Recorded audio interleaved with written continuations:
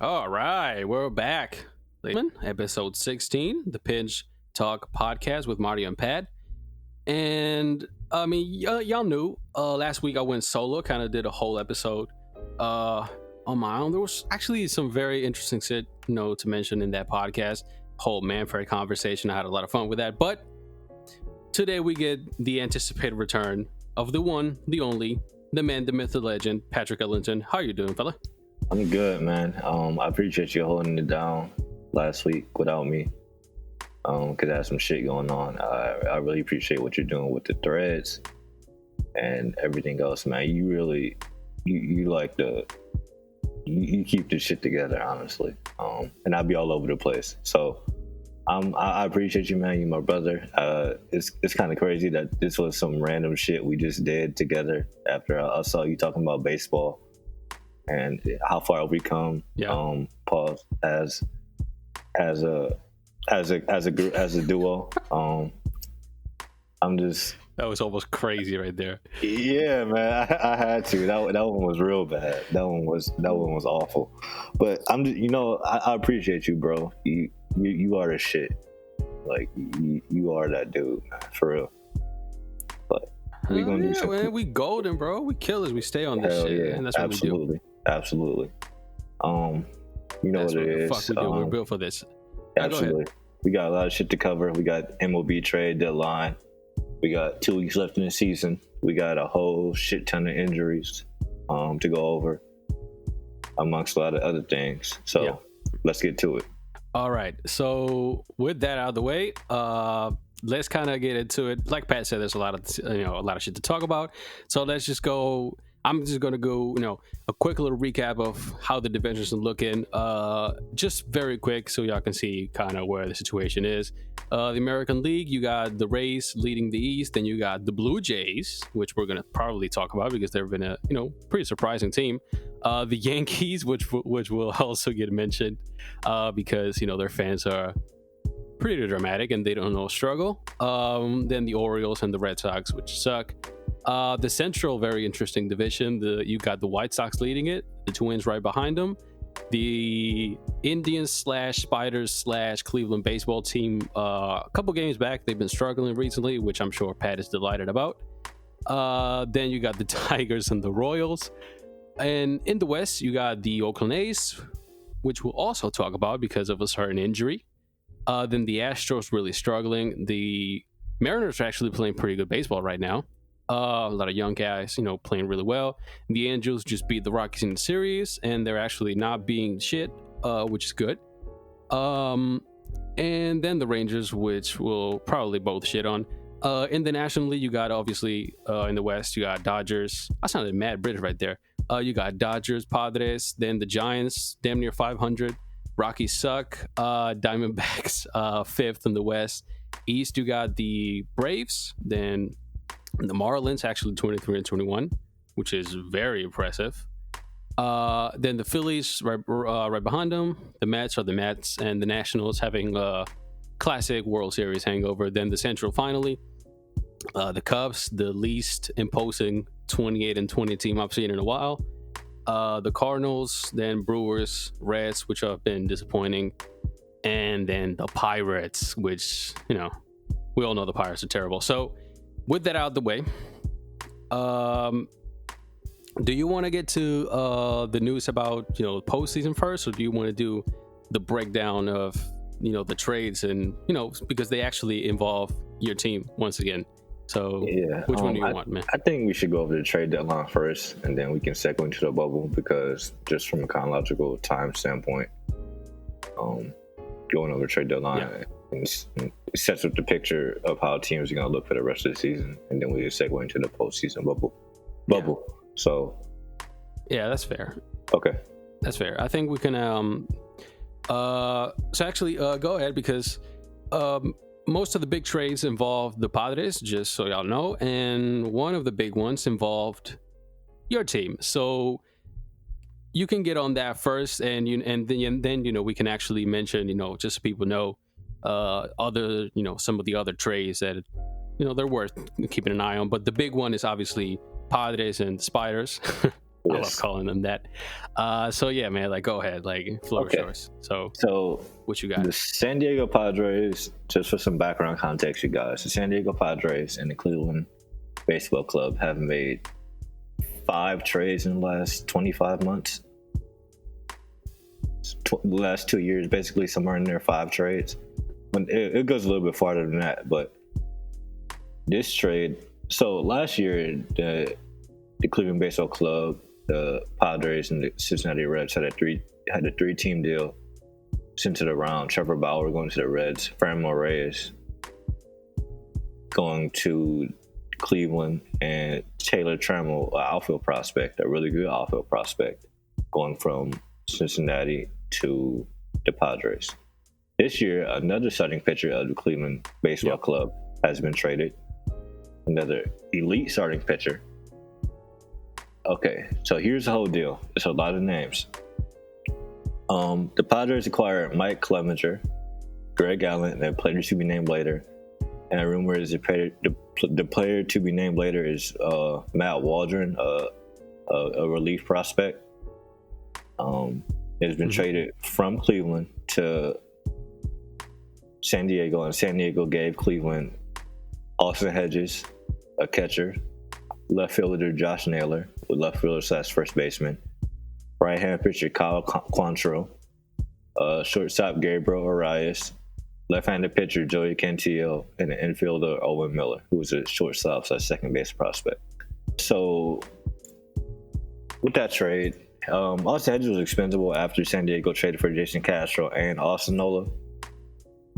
So, and then Cleveland also he's a backup, really. Yeah, he's a backup, and Cleveland also values defensive catchers a lot.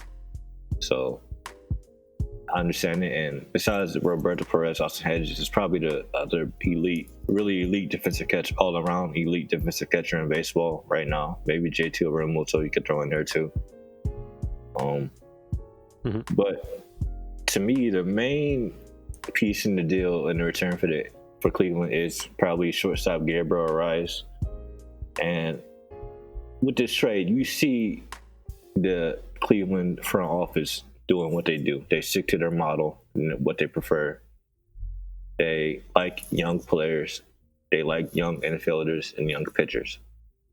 And they like young players in general that perform against older competition, because it's a sign of a good player. Usually, typically in baseball, this is very important, especially in the minor leagues when you have those guys that are 18, 19 years old that actually are competing effectively in low A, high A, double A, etc. You get where I'm going with this. Okay, so Gabriel Arias is a shortstop. He, based on Fangraphs, he has like a fringe average hit tool because of the fact that he doesn't really identify breaking off-speed pitches well. A la Javi Baez, you know how Javi Baez. So he gets a lot of Javi Baez comps actually. Plus Javi Baez I think has flashier tools in general, but I think Arias can be like a diet Javi Baez of sorts.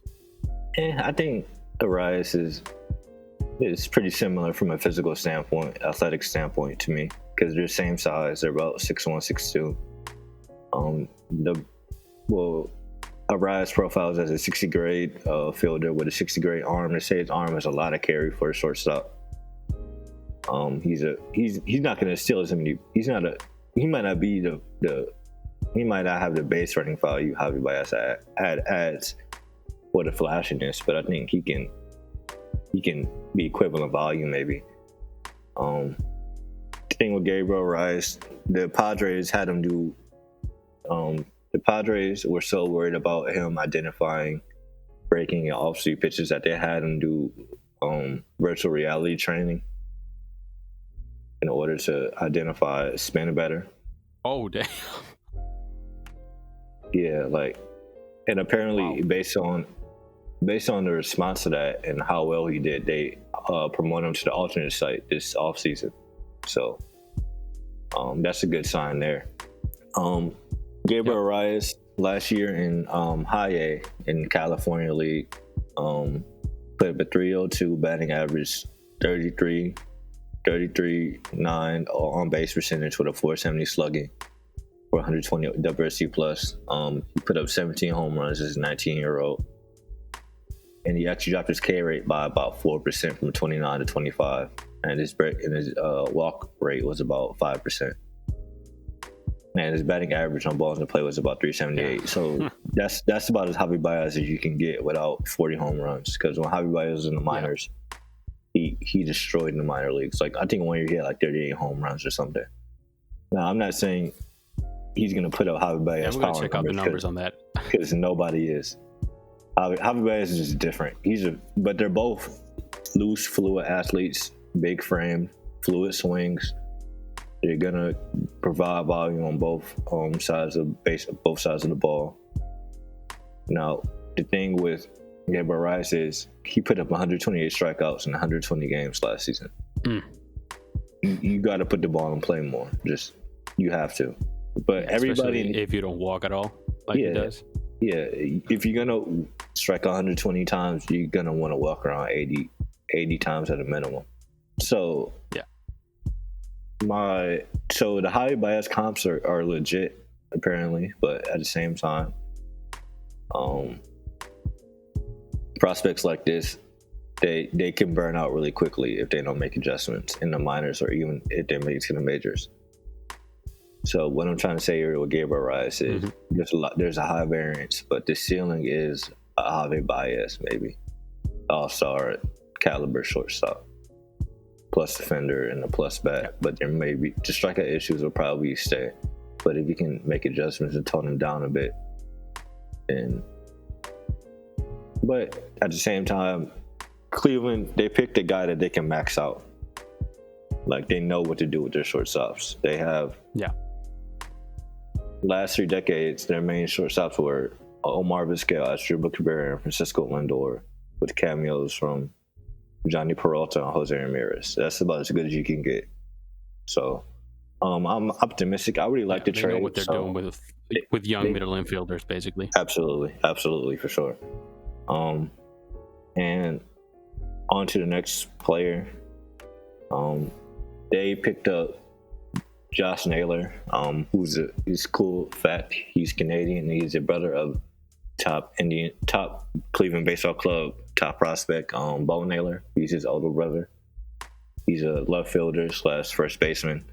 And I think they wanted him just because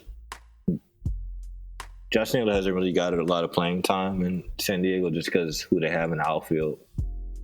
When you have Tommy Pham and the other guys in the outfield, he's not going to get much burn regardless. So, but Josh Naylor has pretty much put up a 10% walk rate, 10% K rate in the minor league his whole career. He profiles as plus raw power and plus game power. Like, he has 60 grade raw and game power. But the thing is on him, he doesn't hit a lot of fly balls, so they can kind of give him some playing time and see if he can figure it out in left field or even at first base if they don't pick up Carlos Santana as an option next year, which I will absolutely riot if they don't, which they probably won't do because they're cheap. But that's another story for the day. You digress. I actually liked the Josh Naylor pick up just because you throw him in left field, you let him figure it out. Either he sticks or he doesn't. And based on all the trades the Padres and Cleveland have done over the last 2 or so years, they know their players well, they know their system well. One thing about baseball, when you trade with other teams, you have to scout their players yourselves. You really can't get scouting reports from them on their own players. And baseball organizations have different perspectives on tools and preferences and player types and body types, etc., position value and everything like that.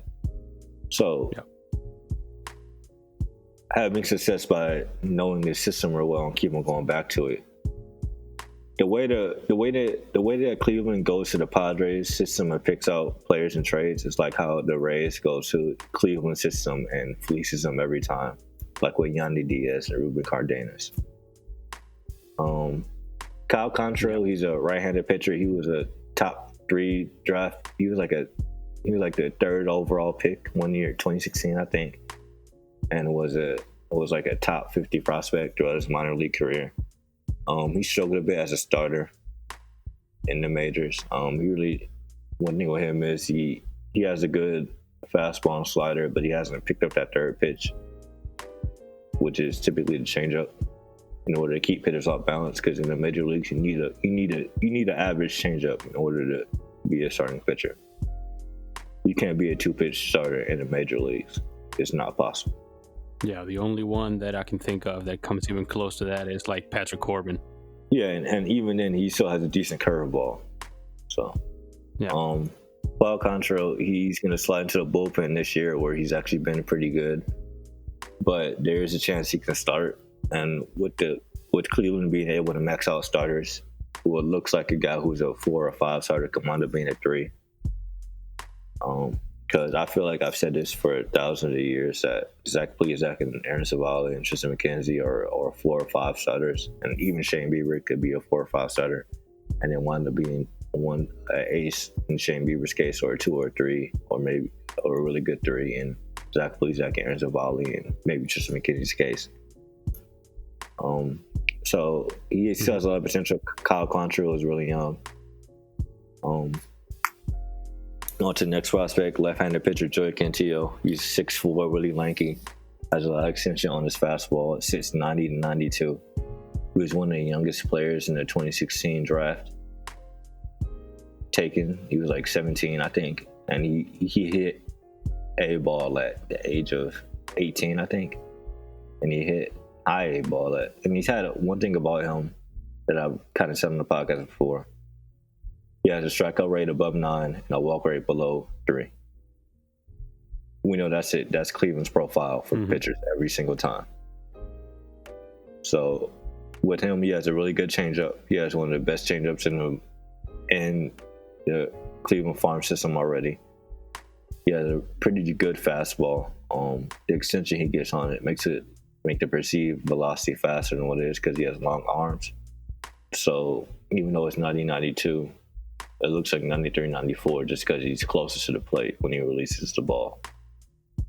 But if you can have a velocity jump, since he hasn't really filled out yet and his body hasn't matured, that people are kind of anticipating, it brings his volume up a lot, because it's making his fastball that much more playable. He's been working on the curveball, which has decent shape, but it needs work. And Cleveland has I'm just going to give Cleveland the benefit of the doubt when it comes to some of these prospects, because they know how to max out these type of guys that they picked up in the trade. Yeah. So the last guy, what's up? No, go ahead. I feel like there's like a big ass delay, some shit, but yeah, go ahead. Okay. The last player to pick up in the trade is a college infielder, Owen Miller. He's a shortstop. He's played in Double-A and he's been pretty good, although in the California League, and everybody kind of hits. Well, I think I can't remember what league he was in, but he's a kind of a more. He's not really toolsy, but he's one of those baseball players that's more than some of his parts. You know, that average guy that's kind of just a good player or a decent player. Yeah, solid at everything across the board. He might be a stopgap for one of the shortstop prospects when Francisco Lindor is traded or leaves a free agency. Because we're not going to see Tyler Freeman or Brian Roque or Gabriel Arias until 2022 at the earliest, for sure. So, he's just a decent bat, decent glove type of guy. He kind of profiled him at his absolute peak. If he reaches his ceiling, is like Ben Zobrist maybe, or David Fletcher. Yeah, which is not a bad ceiling. It's not a bad ceiling to have, honestly. Yeah. Now giving him Mike Clevenger than the other guys you mentioned. Yeah, absolutely. With Mike Clevenger, trading him, I'm fine with it. I'm not really panicking. I guess that's because of the fact that I feel like bringing up Tristan McKenzie and having him do pretty decent for someone who hasn't played in 2 years so far gives me a lot of faith. But I also think people are really expecting more big names to get involved in this trade, especially since the Padres have the second best farm system in baseball. But I think Clevenger's kind of reputation and his history, kind of not just the whole COVID breaking the rules thing with that, but some other behind the scenes things that he has done, kind of plays into that as well.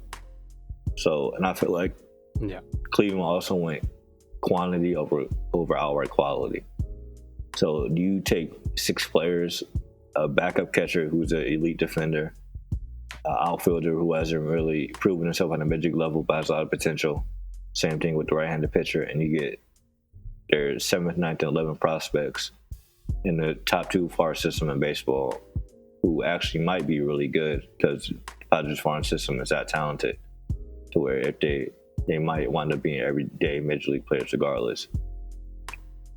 Now, in my opinion, I like the trade. I feel like them focusing on taking quantity over quality works because that's what they've done with all the stars they traded over the last decade, from Cliff Lee to Cece Sabathia to Trevor Bauer last year and Corey Kluber in the offseason as well. I feel like they know what they're doing. They've earned the benefit of the doubt with the trade. For me, how can I say this? Sometimes the main piece in the deal isn't even the piece that winds up being the best player. In the CC Sabathia deal, Michael Brantley was a player to be named later, and he's been one of the best left-handed hitters in baseball since he got called up. Carlos Carrasco was an afterthought in the Cliff Lee deal, and he's top 7 all time in strikeouts for a Cleveland Indians pitcher. So it just goes to show you that sometimes the big shiny prospect isn't the one that's going to pan out. And sometimes it's okay to just trust the organization, especially an organization with the track record of the Cleveland front office. So I'm going to step off my soapbox, and I'm going to hand it to you and let you get your thoughts on the deal. Okay, so for me, I mean, the one thing that I almost cut it off, earlier, I wanted to say, because we were talking about Javi Baez. He slugged 638 in Double A as a 20-year-old. Ridiculous. So that's pretty good. Yeah, that's pretty fucking good. So for me, I mean, I was expecting to see Clevenger get traded. I mean, I think everyone did. The thing was, when I look at it, kind of, and not just the Clevenger trade, but really what the Padres did as a whole, because the Padres, they also added Trevor Rosenthal, which I talked about. They added a whole bunch of players. They added Mitch Moreland. They added Jason Castro and Austin Nola, 2 catchers, Greg Allen in outfield. Like, they loaded up basically, and they really didn't have to trade any of their truly elite prospects. So, I mean, job well done on their part, really. Everything they've done really tells me that they're going to be a pain in the ass for at least 4 years, which is good for them, but really bad for me. So, that's basically that. I mean, the Padres are a team that, if they were not in the same division as the Dodgers, they would be talking, we'd be talking about them being, a potential dynasty of sorts, because the Dodgers are always going to steal wins from them, So, and let's keep in mind that those elite prospects that they didn't trade, they're going to come up eventually, and they're going to be even better than now. So, I mean, they're in a position where if they do things right, they should contend for at least 6-7 years. And on some other trades, the Marlins, they got Starling Marte, which he's had a weird year. He signed in Arizona thinking that they were gonna, win, they were gonna contend. The D-backs turned out to be a terrible team, and they basically had a fire sale. They traded Robbie Ray and his broken slider to the not broken slider, but broken approach. To the Blue Jays. They traded, who actually acquired a lot of starting pitching. Ross Stripling among them, by the way. Angels are just dumb. So the Marlins got Marte, and the Marlins are actually another one of those teams that, I don't know if you agree with me, I think we were both kind of a bit too cautious on them, because it feels like they're ahead of schedule somewhat, but I think they might be nice a lot earlier than we thought. You agree with that? I do. One thing that's really been interesting this year is seeing teams across baseball call up their prospects, their top prospects, especially ones from Double A. Like the Double A straight to the Major League jump is rare, but this year when it's only 60 games and it's kind of and this playoffs have been expanded and it's easier to kind of grab a spot, and you have top prospects that you want them to develop and see competitive pitching, and I get it. I get it, honestly. And one thing I respect about the D-backs is how fast it seemed like they kind of tried to reload quickly this offseason after they kind of did another. This is like their second rebuild after they kind of traded Goldie, and Frankie, and they got back the big group of prospects from those deals, and they looked pretty good. Like they almost got it. They looked pretty good last year in 2019 down the stretch. And then this offseason, they swung the Starling Marte trade. They signed Madison Bumgarner, and they did some other things. So it's interesting to see how the composite franchise, they saw what they threw against the wall wasn't sticking. They turned around and traded the players that have value for prospects, and they're going to try it again. Yep, and that's what a competent organization does, right, folks? Not the Rangers. Not the Rangers.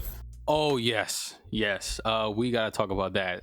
But let me save that for just a couple of minutes later here. The Reds, they're still going all in. I mean, they've been disappointing as hell all year. They're still going all in. They got Archie Bradley from the D-backs. They got Brian Goodwin from the Angels. The Phillies got a whole bunch of relievers, and they need every single one of them. Absolutely. The Blue Jays, like I said, they got a lot. Yeah, they need a bit. That bullpen is just so terrible.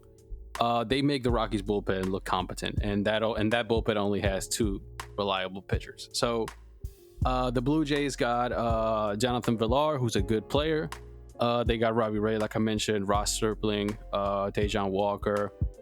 They got a whole bunch of players, and the Blue Jays are another team that are a bit early on. Like, I think they're a bit ahead of schedule, but they're going to be exciting for a couple years. The Indians, of course, we talked about them. The Cubs got Jose Martinez from the Rays. They got Cameron Maybin from the Tigers. They got a little bit better. They got a couple of pitchers.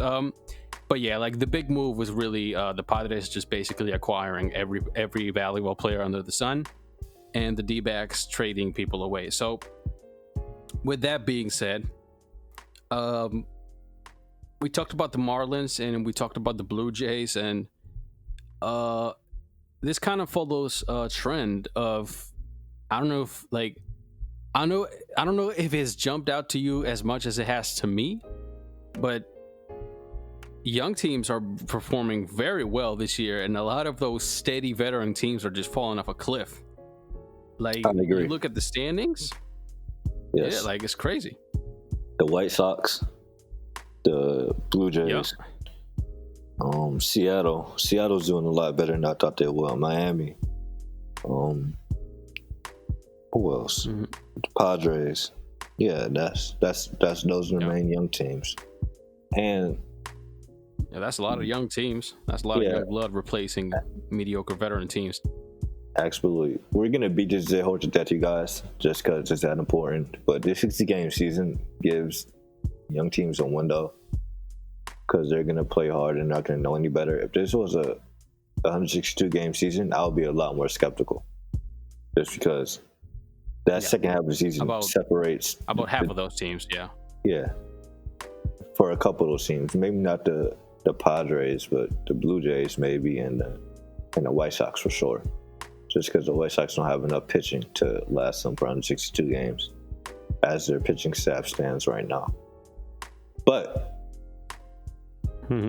it's just good to see the young talent in baseball that we've been waiting on. That there's been, the wave of young talent that's hit baseball the last decade has been absurd, honestly. I say from 2015 onwards, when you had Correa and Lindor at the head of that class. Then next year you had Gary Sanchez and those guys. In the year after that, each year is just, it's been great. And even this year, seeing would Pittsburgh have really caught up with Brian Hayes this year if they were just on a 62 game season and started this clock? I doubt it. Would the Indians have called up? Would the Indians have called up Tristan McKenzie, who hasn't pitched in over 2 years, and put him in the rotation? No. And let him pitch and traded Mike Clevenger in the same year with just a 162 game season? No, absolutely not. No. Would we have seen Joe Adell? No, we wouldn't have. And even though he struggled a bit, you see the flashes of greatness on him because his athleticism is just off the charts. So when he's in the box, it's crazy.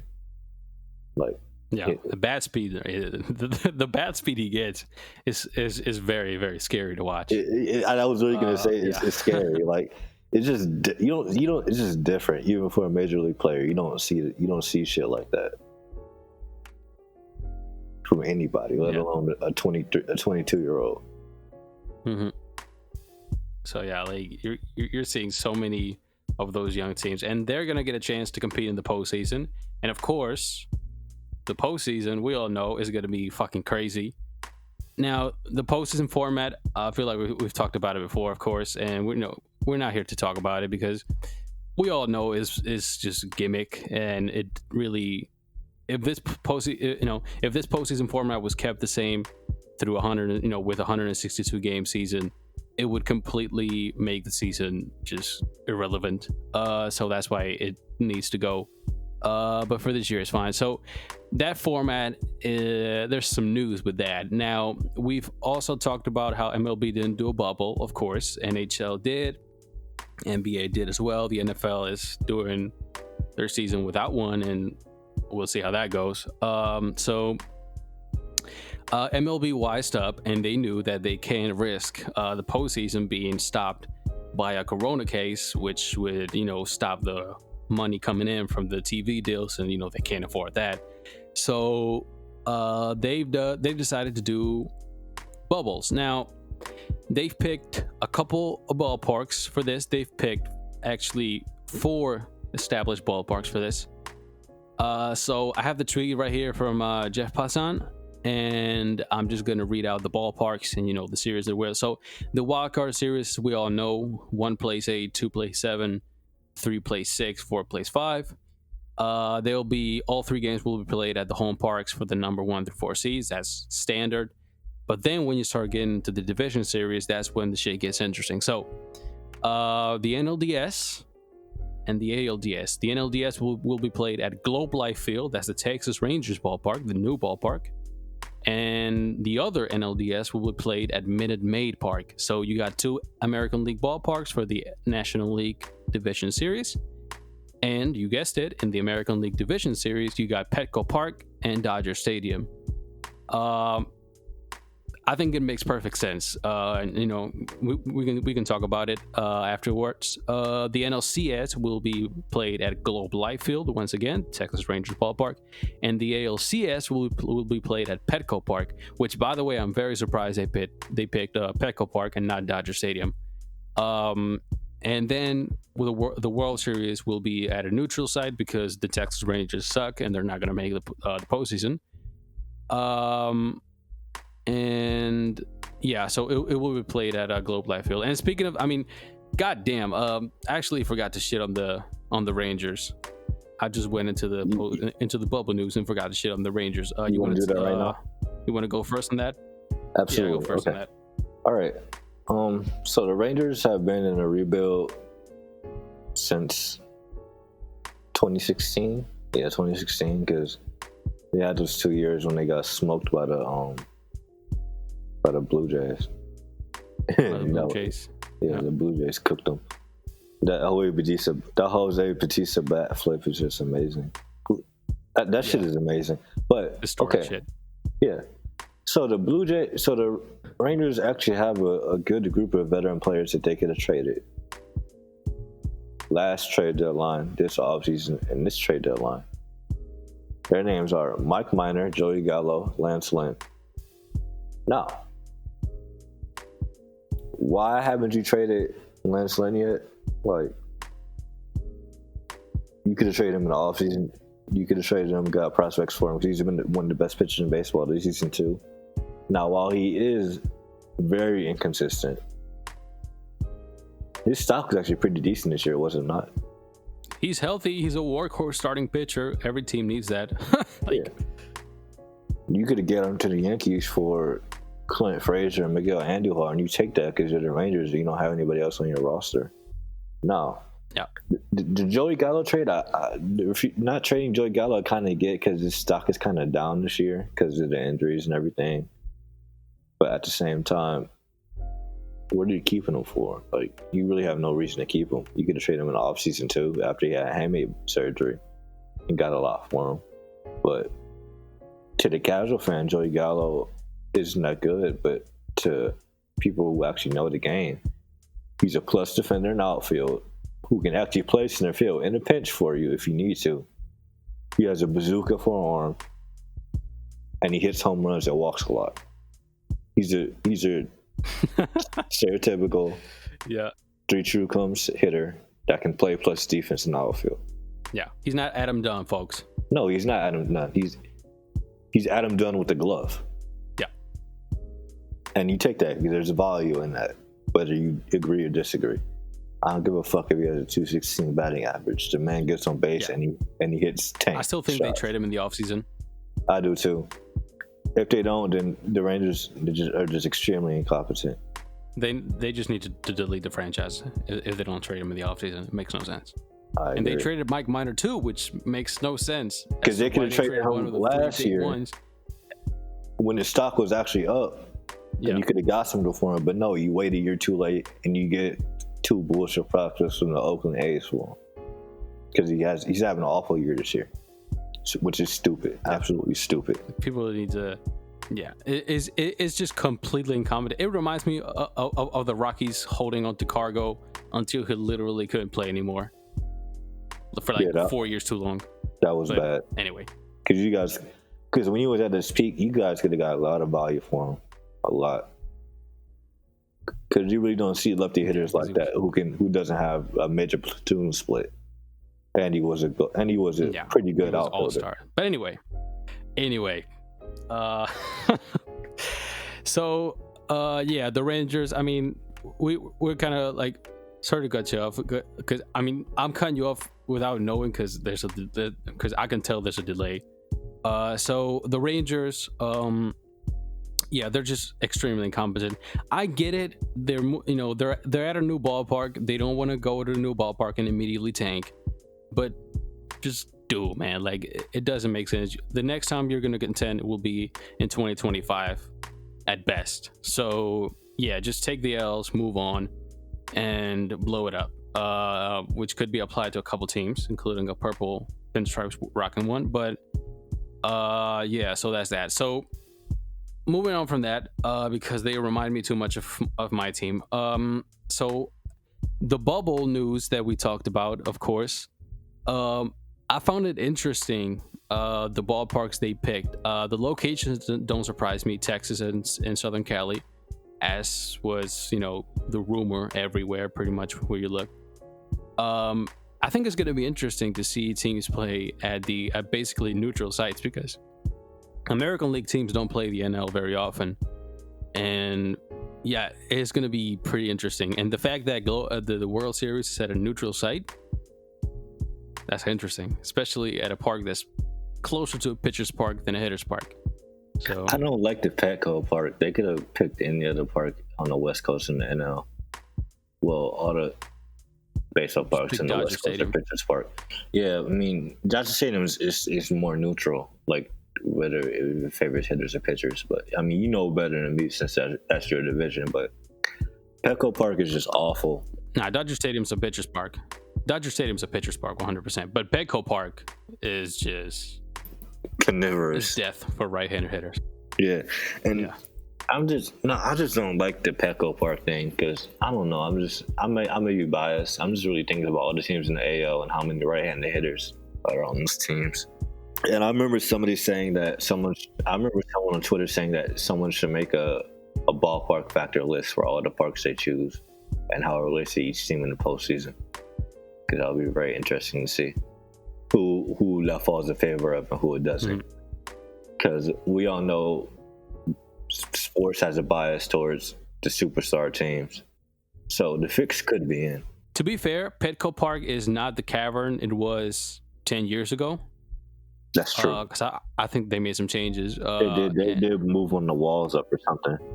But it's still very much more leaning towards the pitcher side, which I don't mind because I like pitcher duels. But yeah, like Petco Park is not the park it was 10 years ago. But yeah, how do you have you watched some games at Globe Life Field, Globe Life Stadium, the Rangers' new ballpark?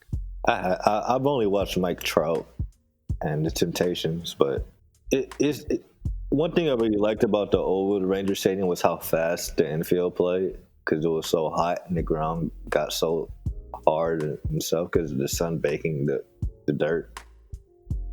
It was a really fast paced park, especially since the ball flew in the air, since the air was so thin because it's so hot, and you got a lot of triples and home runs, even though it was more of an AL park. So it's kind of weird now, especially since they can close the roof, but I doubt it, since they can close the roof and they got the AC and shit now, and the balls die at certain parts of the field, especially like the center field balls just seem to just fade out real quick. So yeah, they go to die right there. Yeah, they died to left center. But one interesting thing I think we'll see with the parks they chose, especially since they picked Globe Life, Petco, Dodger, and Minute Maid, is good outfield defense and good relays and a lot of triples, which gets ratings, and they're probably the most exciting plays in baseball, honestly, besides a home run or a squeeze sacrifice or suicide squeeze or some shit like that you don't see often. I'd say the inside the Parker. Yeah, inside the Parker too, just because of the rarity.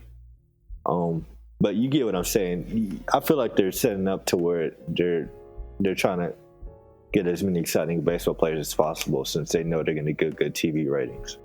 Yeah, they picked two big ballparks who are conducive to balls hitting the gap, going for triples, and they picked Little League Park, basically, which is Minute Maid Park. So, yeah, I mean, it makes sense. I mean, Texas and Southern Cali makes sense. I mean, Minute Maid Park plays like a Little League Park to the very, very corners, but to center, it has a farthest center field wall in baseball. I mean, it does, but nobody is aiming for it, though. Okay, that's true, because you could just yank the ball or slap that away down the lines. I've seen some home runs hit at Minute Maid Park that make the fucking Green Monster home runs look like amazing. Like it's crazy to watch. Cheap ass home runs into the seats. So yeah, so god damn. That's my bad. So aside from that, we've gone over the trade deadline and some of the moves made there. Going over, kind of how teams are looking, going over the bubble plan, which, by the way, I mean, if you didn't see this coming from a mile away, the fact that they were going to do a bubble, then I don't know what to tell you. There has been some contention with the players. I feel like if I can recall right, I think Justin Turner of the Dodgers, he was the one who was kind of like, I don't know how I feel about the whole, because they still gotta put the whole policy of how the families can can come in or not, like they can visit or whatever. I think that what the NHL did, I know probably none of y'all listening actually pay attention to hockey, but the NHL, basically what they did for their bubble was they didn't allow anyone in until the conference finals, and then they allowed the players' families in when there's less, obviously only 4 teams left. So I feel like MLB could do something similar to that. Allow players' families in once the the championship series kicks in, because I mean before that it's just way too many fucking people, and the last thing you want is games getting delayed because of coronavirus. So yeah, that makes sense, right? Yeah, absolutely. Yeah, so that's basically that. You were gonna say something? See, this whole delay is bullshit, but Yeah, it's go blowing ahead, me. bro. Like, I was gonna say, yeah, you don't want to see important players that made the whole season healthy get knocked out because they caught COVID. And just to give you guys an example, Makata, the starter baseman for the White Sox, he caught Corona and he's playing again now. He recovered, but he said his body doesn't feel the same. So it just goes to show you, it's not. He's not hitting well. Yeah, he's actually doing decent, but he said he just doesn't feel. He doesn't feel right. And when you play a game like baseball, when you're playing every day, and you gotta focus on your best, and you also gotta play defense like he does at an important position. You want to feel as good as you possibly can, night in and night out. Mm-hmm. So, yeah, and kind of related to that, you go ahead. God damn. You could go ahead, bro. Go ahead. What you want to say? So I was gonna say, kind of related to that, some talk because some injury updates, because if there's one thing that this season's had is a shit ton of injuries, especially a lot of pitchers getting hurt. But recently, you're seeing some position players get some as well. In particular, you're seeing the two best defensive third basemen in the world. Nolan Arenado, he's been, and see, this makes me angry. He was taken out the lineup because he had his shoulder bothering him, and he said it had been bothering him all season long. So I'm going through something similar with my star third baseman right now, Jose Ramirez, and he had a left thumb contusion, so he actually had like a big ass bruise on his left thumb. And as a switch hitter, that's important because he takes most of his ABs from the left side of the plate. And Jose Ramirez literally had handmade surgery last year too. So I just don't understand. I mean, I understand these guys want to play every day, and baseball players pride themselves on playing through injuries and shit like that. But this is a 60-game season, and you try to make it to the playoffs. Sit these guys' asses down and let them get some fucking rest. Yeah. You'll take 50 good games of his superstar over 60 mediocre games because they got something bothering them and right, they can't hit. I mean, Nolan's been terrible this year for his standards. He's been awful this year as a hitter. And his swing profile looks the same. He just can't quite get to those pitches on the inside that he's always hammered. Same with Jose. He's not hitting the ball hard. And exactly. if your shoulders, yeah, go ahead. Oh, I didn't mean to interrupt you, bro. But yeah, when you have shoulder, hands, wrist injuries, elbow, arm, bicep, etc. in baseball, it's position players. Doesn't matter which arm it is. That can literally change how much production you're getting from them. When you are, and it can change how much they can do at the plate when it comes to plate coverage or hitting the ball hard in certain areas that they usually do, back control, etc. That's a big fucking deal.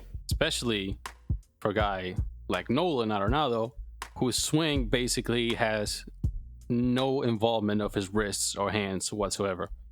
It's actually a very weird swing to watch. He doesn't use his hands at all. He rotates straight up, like he doesn't use his hands at all. But yeah, so he apparently has been hurt all year, and because that's who he is, he's been playing hurt and not complaining because that's his mentality. But yeah, sit your fucking ass down. And the big one, of course, and this is a really, really, really sad one to see because it's a dangerous injury. Matt Chapman of the Oakland A's. We said before that there was something bad to talk about with the A's, and it's Matt Chapman. Now, I believe that you are even more aware of me of how important the hips are posed for a baseball player, and really how bad a hip injury can be. So Matt Chapman is apparently looking for like a second opinion to see if he's going to have surgery or not. Everything I've read says that he's likely going to have surgery. How how bad would it be? I mean, not even just athletics or baseball in general. In everyday life, a hip is one of the most important. Your hips are one of the most important parts of your body.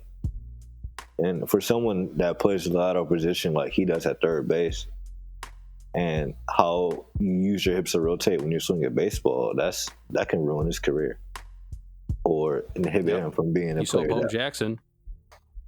Yeah, but with Bo Jackson, that was different. He literally, that man was so strong, he tore his hip out of his socket himself.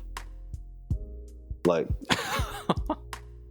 Bo Jackson is so strong and athletic that he injured himself in a way that most humans couldn't even do because they don't have the physical capacity to do so.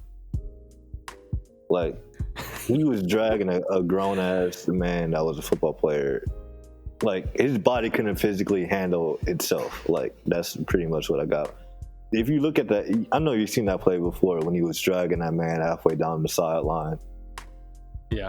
With a fucked up hip. He was like a superhero, pretty much. Yeah, like, the Bo Jackson physicality is so different that it literally hurt himself. Like, he disabled himself. Yeah. I don't like, think that makes sense, right? For Chapman, but yeah, it makes sense. But like, I don't think it'll be the case for Chapman. But yeah, like you said, like, it can potentially fuck up his career because if he loses bat speed, then sure, he might be still a great defender. But if he starts becoming a league average hitter, then that can really fuck him over the years. And it might shorten how long he plays. This might linger for his career. Yeah. Just another reminder. These athletes have a very short shelf life, and if you see them negotiating with the team trying to get paid as much as possible, don't get mad at them because they know they're one bad injury away from being useless. So, you know. A la Grady Sizemore. Yep. So many cases of that is almost hard to count. So, yeah, that's pretty much that. That's it for the sad news, really. I mean, there's been a lot of injuries this year, a lot, because, you know, no ramp-up process means pitchers are going to be cold. And, you know, so, yeah, that's pretty much it. I don't know if we got anything else to cover because there's some other topics that we could throw in, but, I mean, we're probably better off saving them, you know, like we talked about before the podcast. And really, I mean, the postseason preview is still probably a week or so away. Probably next week we'll do it because, you know, the postseason picture should already be a bit more defined by that point. But you got anything more? No, I think that's it. Okay, so man, like this episode, because it was good because it was a good conversation, but man, like this fucking delay, like this shit blew me, man. We gotta figure this shit out. Yeah, and you gonna have to edit that in the post-production and shit too, right? When you line the shit up. Yeah, that's gonna take me a while. This shit might come out tomorrow. And we're recording this on Monday, by the way. So yeah, it might come out tomorrow. So if it comes out tomorrow, then actually the power rank it should be today. Yeah, probably so. So so if that was everything, that was episode 16 of the Pinch Talk podcast. Damn, I didn't even do the full intro at the beginning. I just realized that. But yeah, that was episode 16, Pinch Talk podcast. Remember to check out the account of the podcast on Twitter. Remember to check out our threads. Remember to check out Pat's articles. The podcast is available on every single platform. Go click on that shit because every click is important. And yeah, thank y'all so much for listening. You want to tell something to the folks listening and sign off, or do you want me to do the standard? If you guys could, please pray for the Cleveland Indians offense. That's all I gotta say.